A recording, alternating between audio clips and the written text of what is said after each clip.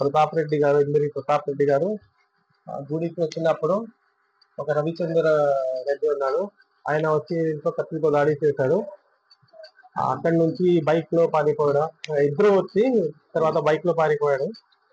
తర్వాత Pratap Reddy hospital shift చేసి వాళ్ళకి అన్ని ఇప్పుడు ట్రీట్మెంట్ జరుగుతుంది. కొద్దిగా స్టేబుల్ గా ఉన్నారు. వాళ్ళతో కంప్లైంట్ తీసుకుని ఎఫ్ఐఆర్ నమోదు చేస్తున్నాము. ఇప్పుడు అయిన తర్వాత వాళ్ళు ఎవరెవరు పార్టిసిపేట్ చేశారు ఈ నేరంలో వాళ్ళకి పట్టుకుంటాము.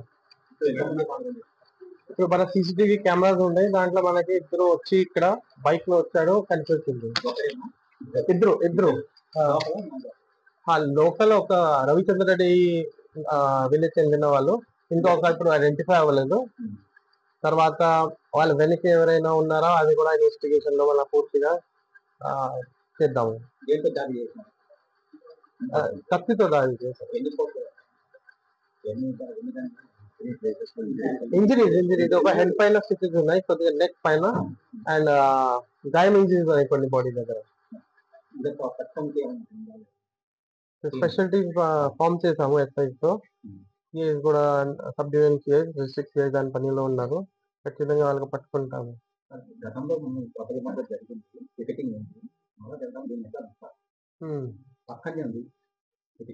మన పికెట్ కూడా ఉంది దీంట్లో. రెగ్యులర్ గా కౌన్సిలింగ్ కూడా అయింది. పెద్దగా ఎట్లా జరిగింది, ఎందుకు ఇప్పుడు ఈ రోజు ఎందుకు జరిగింది, కొన్ని విషయం మన ఇన్వెస్టిగేషన్ తీసుకొస్తాము.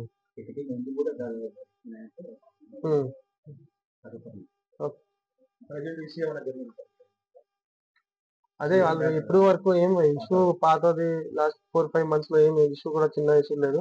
ఈ రోజు ఎందుకు జరిగింది వాళ్ళు పట్టుకున్న తర్వాత వాళ్ళతో విచారిస్తున్నాము.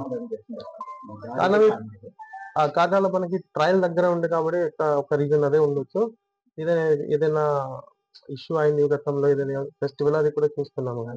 మరిన్ని వీడియోస్ కోసం ఛానల్ ని సబ్స్క్రైబ్ చేయండి. లేటెస్ట్ అప్డేట్స్ కోసం వాట్సాప్ ఛానల్ ని ఫాలో అవ్వండి. ఆ లింక్ డిస్క్రిప్షన్ లో ఉంది.